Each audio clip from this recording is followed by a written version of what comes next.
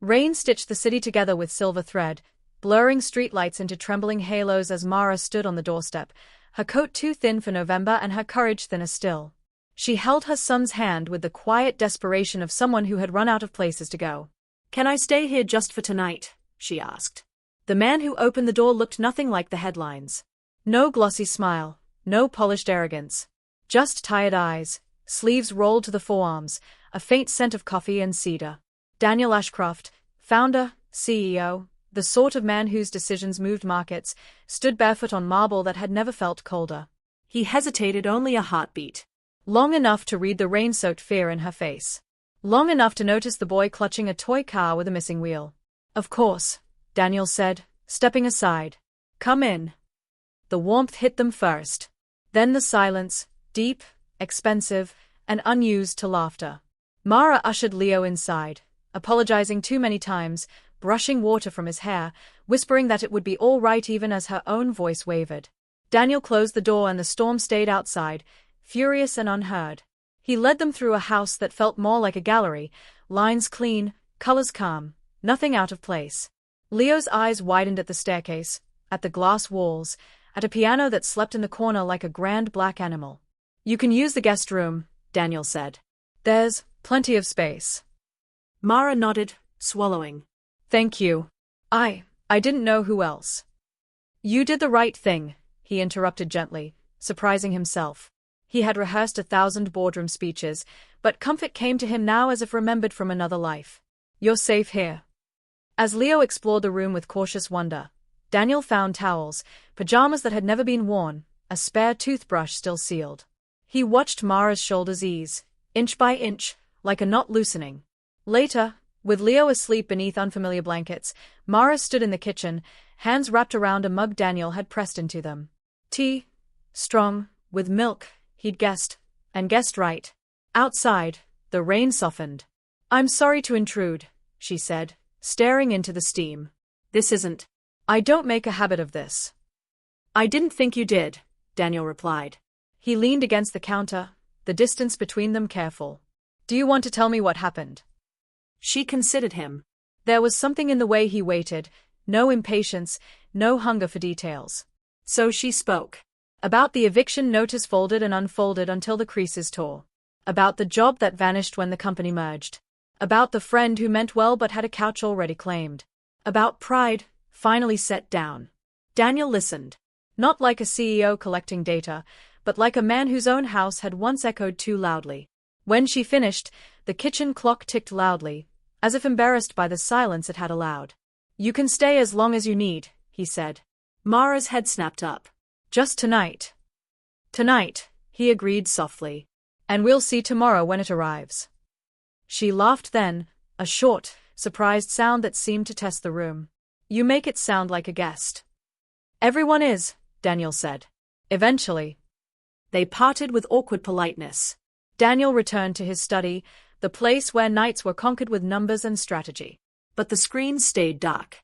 He found himself replaying the way Mara had stood, brave, bent but unbroken, and how Leo's trust had come so easily, as if children knew which adults were safe. Morning arrived without ceremony. The smell of toast did it first. Daniel paused at the top of the stairs, listening to a child's laughter, bright, unguarded, bouncing off walls that had not heard it in years. In the kitchen, Mara stood barefoot, hair pinned hastily, buttering toast while Leo narrated an epic race across the counter. She froze when she noticed Daniel, cheeks flushing. "I hope you don't mind," she said. Leo woke early. "I thought." "I mind that you didn't make more," Daniel replied, deadpan. She blinked, then smiled, and the room seemed to adjust itself around that expression. They ate together, conversation tentative at first, then easier. Daniel learned that Mara had studied architecture before life diverted her. Mara learned that Daniel had once wanted to be a teacher before the world convinced him otherwise. After breakfast, Daniel handed Mara a key. "Guest room," he said lightly. "You'll need it if you go out." She turned it over in her palm, the metal warm. "I don't want to take advantage." "You won't," he said. "And if you do, I'll let you know." The day unfolded with a strange domestic rhythm. Daniel took calls from the terrace, his voice crisp, decisive. Mara helped Leo with a puzzle at the dining table, her laughter threading through the house. When Daniel ended a call to find Leo staring at the piano, he lifted the lid without thinking. "Do you play?" Mara asked. "A little," Daniel said, "and Saturday." The melody he chose was simple, something his mother had loved. Leo swayed, eyes closed, as if the notes were telling him a secret. That afternoon, rain returned. Mara stood by the window, watching it gather. "I should look for somewhere," she murmured. "I can't impose." Daniel joined her, the glass cool beneath his palm. "You're not imposing," he said. "You're present." She met his gaze then, truly met it, and something unspoken passed between them. Recognition, perhaps, of two lives curved by loss and responsibility, now briefly aligned. That evening, when Leo asked if Daniel would read him a story, Daniel surprised himself by saying yes. He sat on the edge of the bed, book in hand, stumbling over voices until Leo corrected him with authority. Mara watched from the doorway, a hand over her mouth, as if witnessing a miracle she hadn't known to wish for. When the house settled again, Daniel and Mara found themselves back in the kitchen, sharing the quiet. Outside, the city hummed, indifferent. "I don't know how to thank you," Mara said. "Stay," Daniel replied before he could stop himself. She raised an eyebrow, half-smile playing at her lips. "Tonight." "Tonight," he echoed. And then, because honesty had suddenly become easier than caution. "And tomorrow, if you want. There are things we can figure out. Together." The word lingered between them, warm and dangerous. Mara set her mug down slowly, as if afraid a sudden movement might shatter the moment. She took a breath, steadying herself, and when she spoke, her voice was softer, but stronger. "Then I'll stay," she said. "For tonight." Daniel nodded, the decision settling into him like a promise he hadn't known he was ready to keep, as the rain traced new patterns on the glass and the house, for the first time in years, felt undeniably alive. The night deepened, carrying with it a gentler rain that tapped against the windows like a patient request. Daniel retreated to his study again, though this time he left the door ajar. The glow from a single lamp spilled into the hallway, mingling with the softer light from the kitchen where Mara rinsed the last mug and set it upside down to dry. Ordinary sounds filled the house: water running, footsteps, the faint hum of the refrigerator, small domestic notes that felt almost intrusive in a place built for solitude. Mara paused at the threshold of the study, uncertain. Daniel looked up from a stack of documents he hadn't read, sensing her presence before seeing her. "I should probably give you space," she said. "You look like you're working." "I look like it," he agreed. "I'm not." He gestured to the chair opposite his desk. "Sit, if you'd like." She did, folding her hands in her lap, eyes tracing the spines of books that lined the shelves. Business biographies, philosophy, a few dog-eared novels that suggested a younger man's ambitions. Daniel followed her gaze. "I keep meaning to donate half of them," he said. "But every time I try, it feels like giving away parts of myself." Mara smiled faintly. "Books are like that. They remember us." The conversation wandered, careful but curious. They spoke of Leo, his questions, his boundless energy, and Daniel listened with a focus that made Mara feel unexpectedly seen. She found herself talking about her designs, the buildings she had sketched in notebooks during lunch breaks, the way she imagined spaces not just as structures but as stories people would live inside. "You think like an architect," Daniel said. "Always considering how someone will move through a place." She laughed softly. "I suppose I can't turn it off." He leaned back, considering her. "My company's developing a housing project," he said, almost to himself. "Affordable, but humane. We've had trouble finding designers who understand that balance." Mara's breath caught, hope flaring and then quickly tamped down. "That sounds important." "It is," Daniel replied. He met her eyes, the weight of the thought settling between them. "But tonight isn't about that." A silence followed, not awkward, but charged. Mara stood abruptly. "I should check on Leo." She returned a few minutes later, relief evident. "He's out cold." Daniel smiled. "He does that. Commits fully to sleep." They shared a quiet laugh. When Mara excused herself to the guest room, Daniel watched her go, an unfamiliar ache tightening his chest. He hadn't planned on company reshaping his carefully ordered life, yet here it was, rearranging everything without asking permission. Sleep came fitfully to Daniel. He dreamed of half-finished buildings and doors that wouldn't quite close. Somewhere near dawn, a soft knock pulled him from the edge of rest. He opened his eyes, disoriented, then heard Mara's voice, hushed and apologetic. Daniel? I'm sorry, I didn't know who else to wake. He was on his feet instantly. In the hallway, Mara stood pale, Leo clutched against her shoulder, his small body shuddering. Fever. Daniel touched the boy's forehead, concern cutting through the fog of sleep. Let's get him downstairs, Daniel said calmly. I have a thermometer. And children's medicine, long story. They moved with quiet efficiency. Mara paced as Daniel took Leo's temperature, murmuring reassurances. The numbers climbed, not dangerously high, but enough to knot her stomach. He's had these before, she said, voice tight. They usually pass, but… We'll watch him, Daniel said. You're not alone. They settled Leo on the couch, blankets tucked around him. Daniel sat nearby, checking the time, counting minutes. Mara sank onto the rug, her back against the sofa, exhaustion finally claiming its due. I hate this part, she whispered. Feeling helpless. Daniel hesitated, then rested a hand on her shoulder. She stiffened briefly, then relaxed, leaning into the contact as if she'd been holding herself upright by sheer will. You're not helpless, he said quietly. You're here. You're doing everything. She looked up at him, eyes glossy. Thank you. For all of this. The moment stretched, fragile and intimate. Daniel withdrew his hand slowly, aware of the boundary he didn't want to cross too soon. Instead, he fetched water, checked Leo again, and sat back, keeping watch. As dawn lightened the sky, Leo's breathing evened. The fever eased. Mara slept where she sat, head tilted awkwardly. Daniel draped a throw over her shoulders, struck by the tenderness of the scene and the fierce protectiveness rising within him. Morning came with birdsong and the scent of coffee. Mara woke with a start, embarrassed. I'm sorry, I didn't mean to. You needed rest, Daniel said. His better. Relief flooded her face. She crossed to Leo, brushing his hair back. Hey, superhero, she murmured. Leo smiled weakly. Did he save me? He nodded toward Daniel. Daniel chuckled. You saved yourself. Breakfast was quieter, subdued by the night's vigil. Afterward, Mara checked her phone, her expression tightening. I have to go to the council office, she said. About the housing list. It might take all day. Daniel nodded. I can watch Leo. If you want. She hesitated. Every instinct warred with practicality. Leo, however, had already climbed onto Daniel's lap, announcing his intention to build a tower taller than the piano. Mara laughed, the sound threaded with disbelief. I'll be back as soon as I can.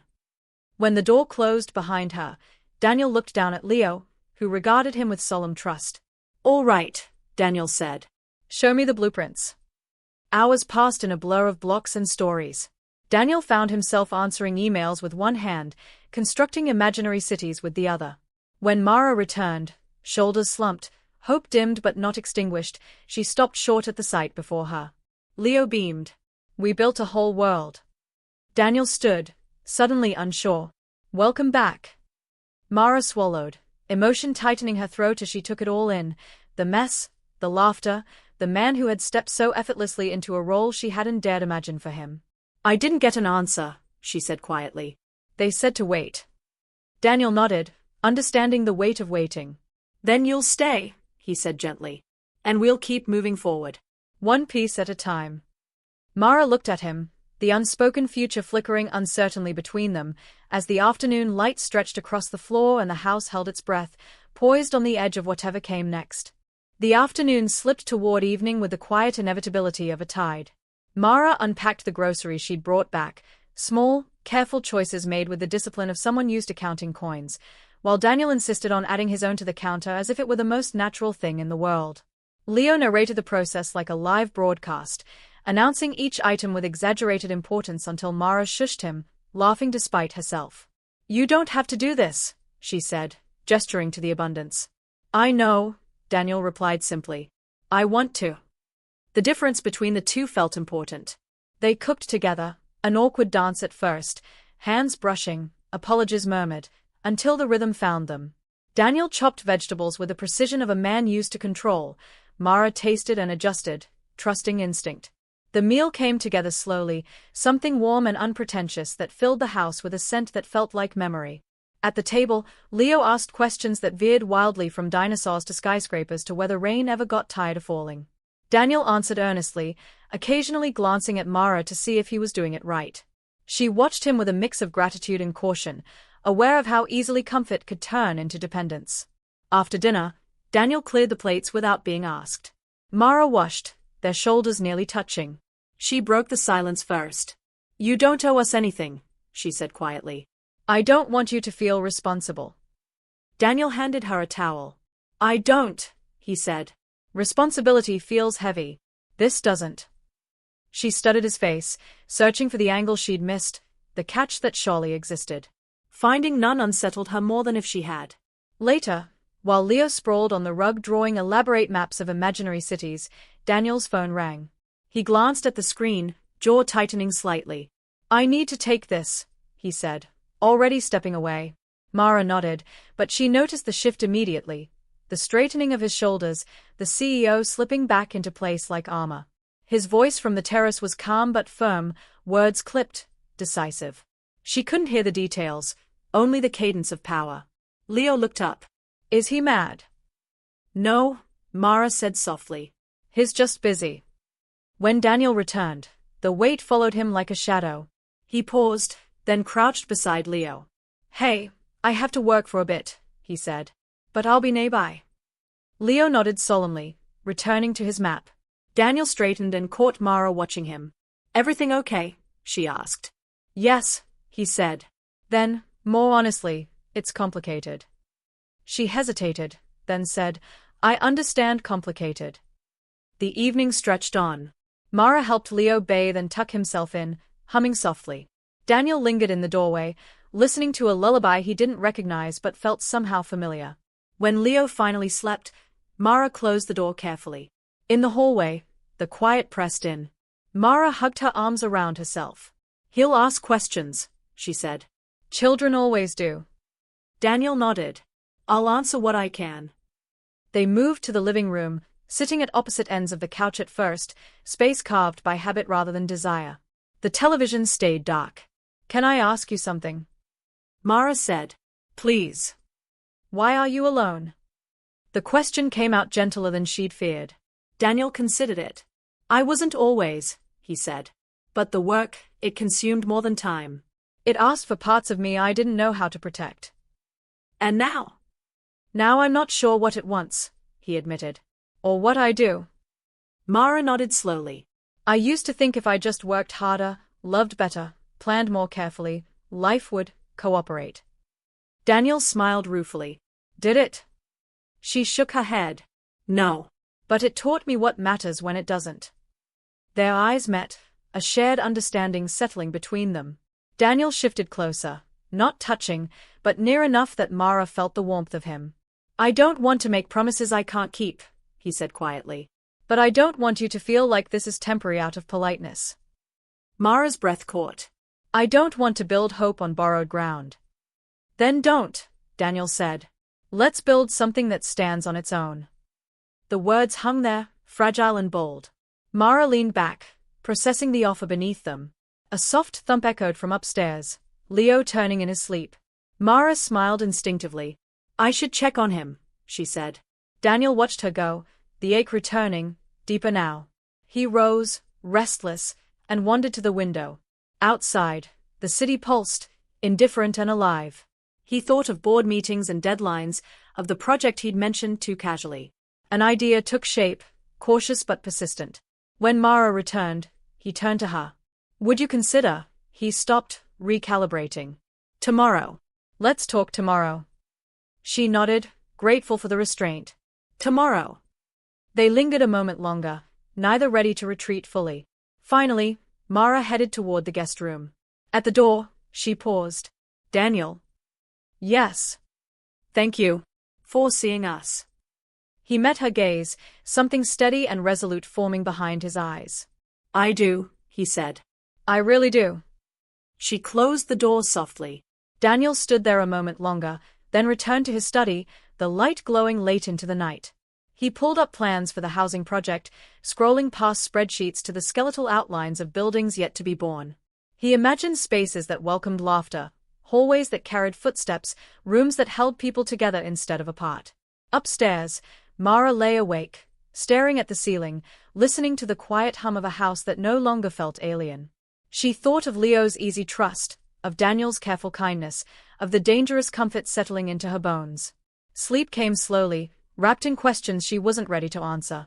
And somewhere between flaws and futures, the house held them all, waiting, listening, ready to change in ways none of them could yet name. Morning arrived gently, filtered through gauzy clouds that softened the city's edges. Mara woke before the alarm she'd set out of habit, the unfamiliar quiet briefly disorienting. For a moment she forgot where she was, then the memory of the night before settled over her like a careful hand. She lay still, listening. No traffic horns close by, no neighbor's television bleeding through thin walls. Just space. Just calm. She slipped out of bed and padded down the hall. Leo's door was ajar. He slept sprawled diagonally, one arm flung over a pillow as if guarding it. She adjusted the blanket and stood watching him, a familiar ache tightening her chest, love sharpened by fear of loss. Downstairs, the smell of coffee drifted toward her. Daniel stood at the counter, jacket already on, tie loosened, sleeves rolled up as he poured milk into 2 mugs. "You're up early," he said, not turning around. "So are you," she replied. He smiled faintly. "Old habit." They sat at the island, steam curling between them.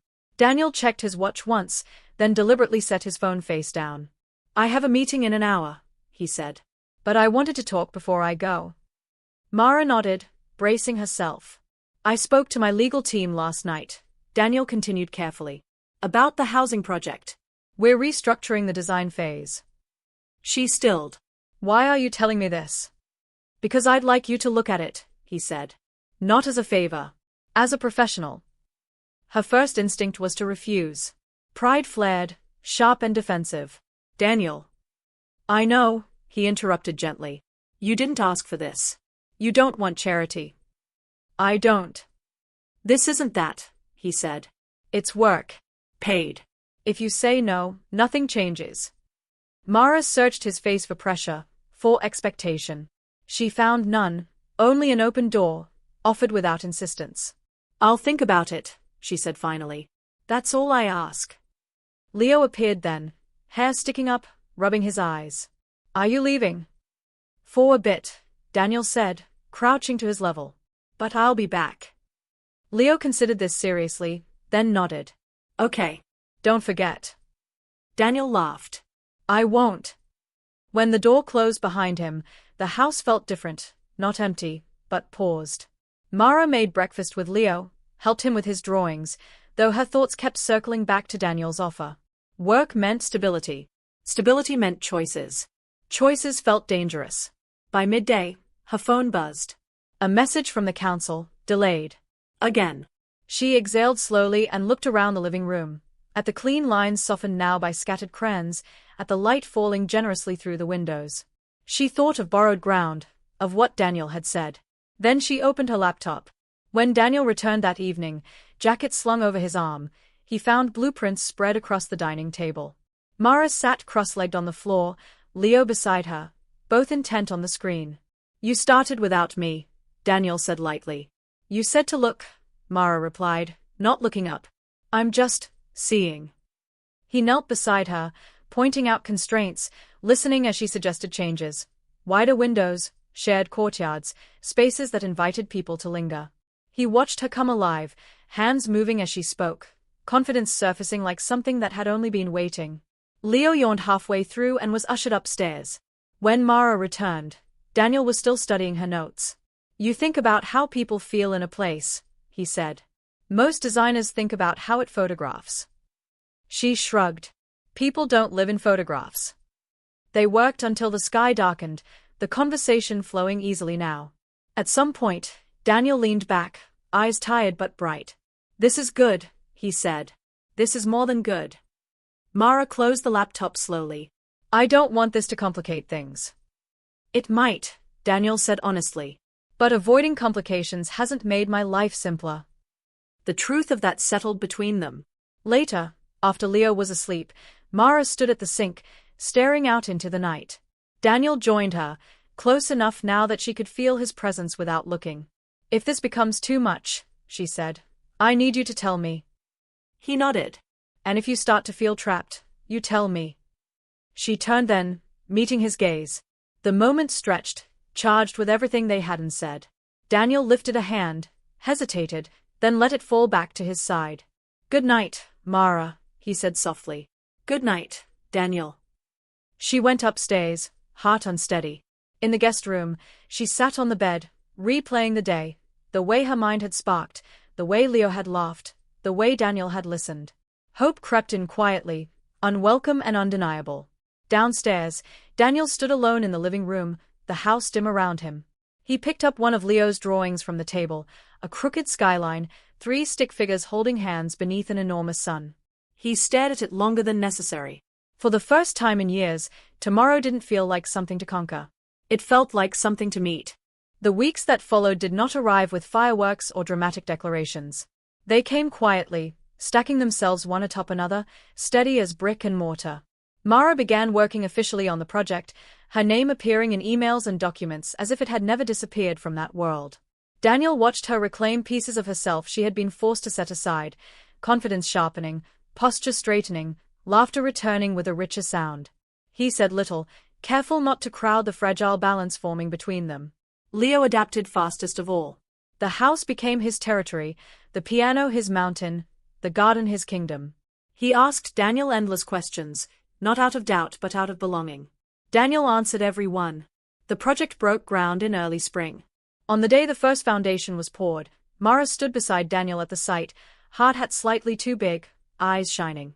She watched workers move with purpose, watched something imagined become real, and felt the strange, powerful alignment of past and future meet in her chest. "You did this," she whispered. "We did," Daniel corrected gently. That night, they sat on the terrace as the city breathed below them. The air was warmer now, the sharp edge of winter softened into promise. Leo slept upstairs, exhausted from a day spent helping at the site. Mara wrapped her arms around her knees. "I'm afraid," she admitted. Daniel didn't pretend otherwise. "So am I." She looked at him, searching. "Of losing this. Of losing myself again," he said. "Of choosing work when I should choose people." She nodded slowly. "I'm afraid of leaning too hard on something good and watching it disappear." Silence settled, but it wasn't heavy. It felt like space being made. Daniel turned to her fully then.